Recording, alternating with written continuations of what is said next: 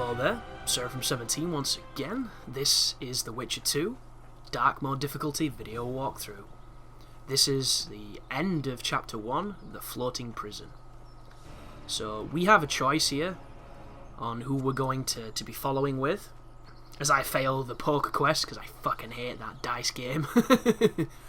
And I wasn't looking for money or for experience, so I just didn't do them. But this is a choice where you pick between Roche's path, as I step on a bear trap, and the path with Iorveth. And they are two vastly different parts of the game. They change the game from this point onward drastically from the other one, which is one of my favourite parts of The Witcher 2. And for all intents and purposes, from where I've read, the Roche path is the hardest. So I will be picking the easier path on this guide. I've done both of them myself. I don't really know why people think Roche's path is harder. I don't know if it's because I was already better at the game when I played it than I was on Iorveth's, but I didn't really find the paths all that different in difficulty. They both had challenges at certain points as far as, you know, tricky fights, but only tricky because I was in a tiny room with tons of people and it was really bullshitty.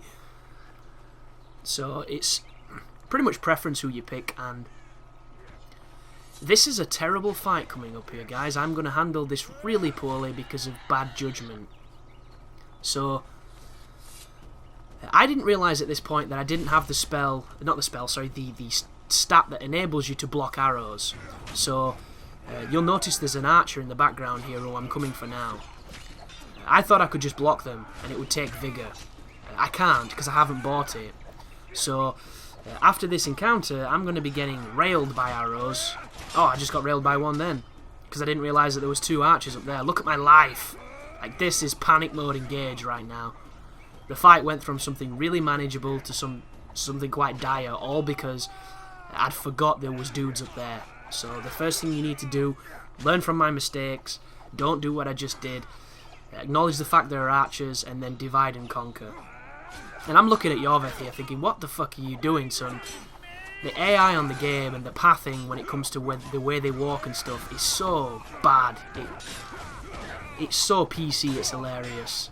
Right? And you might wonder what I mean by that. Well, a couple of years back, let's say maybe 10 years ago, when you played PC games, you know, they still looked beautiful compared to a lot of stuff on console, but there was always jank. The same with an open world game. There's always a jankiness to PC games, and that's what it reminds me of. It reminds me of pathing before we learnt how to animate paths well. Like, and that's not all games, because there's probably 1,000,001 games on PC that animate paths really well. It's probably just the team who did this game. They didn't quite put as much effort into that side of the game than they did perhaps, you know, the dialogue and the voice acting and things. So at times the AI walks on these ridiculous paths where they get caught and they walk into walls and they have trouble traversing the environment. Like, they have trouble navigating where you are and where they want to go. It's truly hilarious. But depending on your abilities will depend on how fast your life and your vigour regenerate. So when you do get into a spot of bother, you can always just wait for yourself to regenerate. You know, back up. You can probably wait. I don't know if waiting increases your life. It might do. I don't think I've ever tried or ever thought of it, but I think it did in Oblivion and games like that, so who knows. That's disappointing too, what you just saw then.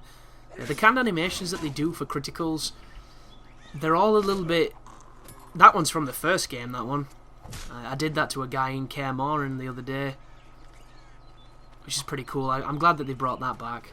But it would be nice to see dismemberment in Witcher 3, because that one was rife for it when Geralt impaled both swords and then feasibly chopped the guy's head off, but no head went flying or anything, which I would really like to see, because nothing cooler than heads flying. And as you come down here, be careful, because once again, there's a couple of guys here. Both of them are archers, or have the capacity to arch. And then behind me, there are also dudes. So there you go. I took a big hit on my back, did a lot of damage, all because of bad spacing, really. Which, entirely my fault. Bad play, nothing else. And I'm going to be putting Falca's Blood on my weapon. to get a bit of a buff to help me kill these guards. So that right there is something that happens every so often. When you stun an enemy and you go to do an attack, it instantly kills them without doing the animation. If you're wondering other times when it happens a lot with the bombs. It also happens on the smaller groups of enemies. I think it's enemies that the game developers didn't design animations for you to kill. There are also enemies in the game that don't seem to be affected by the stun, so bear that in mind. Like, I don't think you'll ever get an instant kill on bosses, which is a shame. That would be super amazing if you could. But at this moment I am kind of relying a little bit too much on the AI as I wait for my life to get back, and it's all because I had that terrible start and my life never really recovered so much. But reading the books, as I've mentioned in the playthrough, so if you don't know, the games are based on novels. The first two novels are an anthology of short stories collected together. The second one wasn't actually translated into English, but luckily enough, the fans of it and some really zealous dudes on the internet have managed to translate it, and you can actually get it for free. So if you search for I think it's called the Sword of Blood or something like that, Sword of Destiny I think it's called. It's the second anthology of the Witcher's Tales, and it's been translated into a PDF format that fits on Kindles, that fits on whatever the hell you're reading it on. And that is the book that I'm currently on. I'm about 2/3 through that one. I've already read the first one, and it's pretty interesting to see some of the stuff that happens that's in the games. There are passages that you can read that are in the books, and I really love that kind of attention to detail. So far, though, there's been mention of the Scoia'tael, but I haven't bumped into them at all. There's been mentions of tons of monsters that don't appear in the games, which I was kind of surprised about. You need to be careful here as well. If you look at the map, there's more than one of them, so don't get caught up in fighting and get sloppily hit, because I do that all the time. This is me doing the counter ability as well, which I've already expressed my disdain towards the counter, because I think it should work so much differently, but you can't change what is, so you just have to deal with it. When you are taking on soldiers one by one, it can be a really good solution to killing them if you've got vigour, because you don't take any damage. But you'll notice there's an archer that's kind of screwing me up, so I'm going to dance towards him. One thing you need to be super aware of that I've not mentioned either: never stand on fire. Probably sounds dead obvious, but it hurts like a bitch. And the game can be really cruel as well, because it can start you in fire if you stood near, a bunch of wood that's on fire. It's a pain in the ass like that. I once came out of a conversation with somebody stood in a fire, and it does some wicked damage as well, so you want to be super careful. It does work both ways though. You can push people into it and get some environmental damage, but just be careful, because the animations on this game are so framey at times. It's so easy to put yourself in the fire when you're trying to push someone in it. But yeah, the books have a lot of interesting stuff happening in the books. There's a massive jump if you don't read the second anthology though, because the third book, which is the first real novel, is mentioning characters that haven't even appeared yet, and it's an interesting framework if you've read them, especially when you're reading anything that's been translated from a language. There are some certain parts of it that just don't flow as well as they probably do in Polish, which is what these novels are from.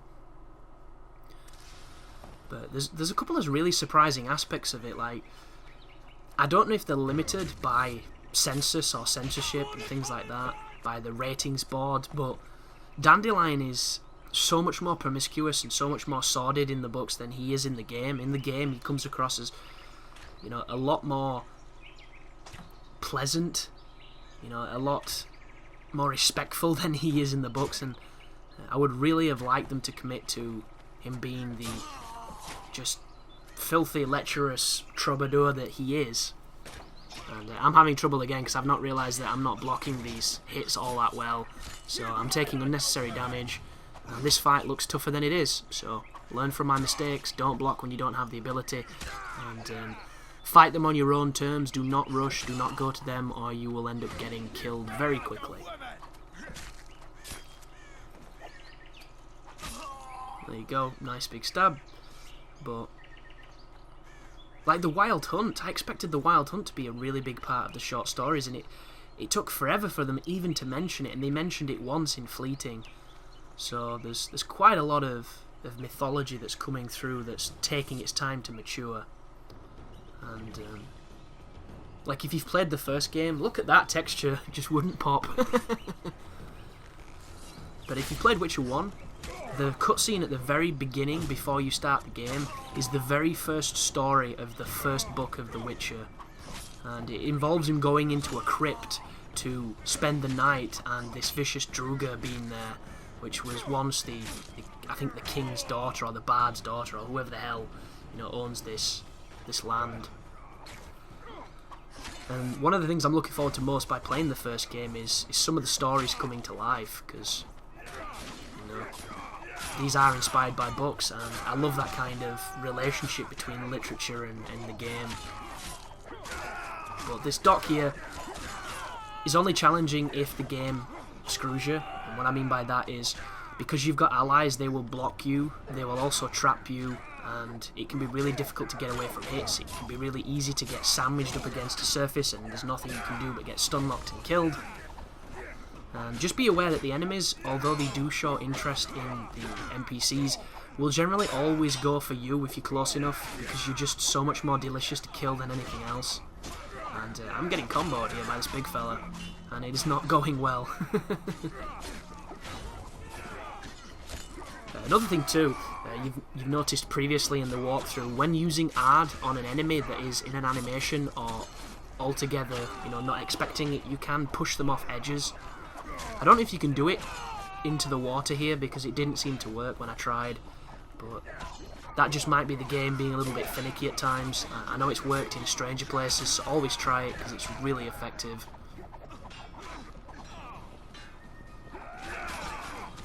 So on this part there's a couple of big fat dudes, you can see them swinging there at me, and my big fear here is getting trapped. There's a lot of geometry, there's not a lot of room, and the only person who seems to suffer by these tiny environments is you, because everybody else seems to deal with it fine. And it doesn't help that I don't have anything on my sword. I really should have used the Rook. I really should have, put on another Falca's Oil to help make this a little bit more smoother transition. Ooh, interesting, you're going to see me use Yrden, which is the spell we used against the Karen. It was one of my favourites when I first played, but as soon as I discovered Ard, I stopped using it. But the cool thing is, when it stuns them, it gives you almost every single time a great opportunity to stun lock and get some great damage. Oh, this is about to get rough for that guy on the left, look at it. And that's what can happen to you, what's happening to him. He's stuck up against the wall by a ton of elves, and they're all just banging him in the face with swords. Nothing you can do. Nothing either of them can do now, they're both trapped. And there's nothing I can do because I can't hit them. And as cool as it looks, it definitely needs to be sorted in the next one, because it's not good. It's funny, but it's not good. So thanks for watching, and you take care now.